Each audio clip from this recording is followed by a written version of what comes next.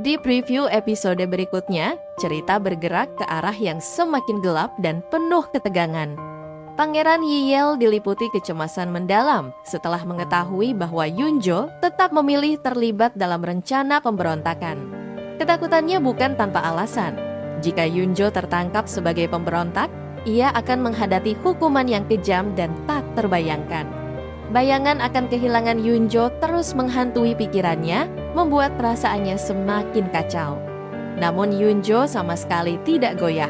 Setelah jiwa mereka kembali ke tubuh masing-masing, ia dengan tegas menyatakan akan tetap berdiri bersama para pemberontak sebagai Gildong. Baginya, ini bukan sekedar perlawanan, melainkan satu-satunya jalan hidup yang bisa ia pilih.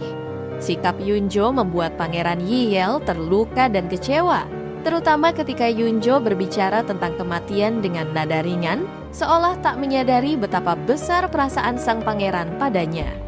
Sementara itu, kondisi raja kian memburuk.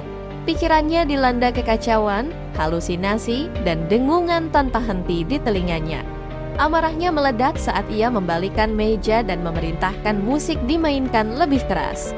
Di tengah kekacauan itu, Yunjo memasuki ruangan dan menyaksikan kegilaan sang raja.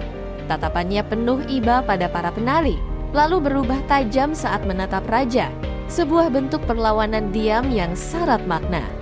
Yunjo menegaskan bahwa di dunia sekejam ini, ia hanya bisa hidup sebagai pencuri.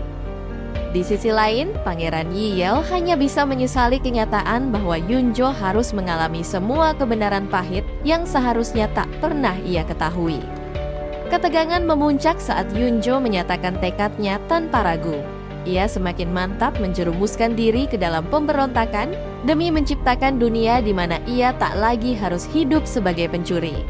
Episode ini meninggalkan rasa penasaran besar. Apa langkah yang akan diambil Pangeran Yi-Yel untuk melindungi Yunjo?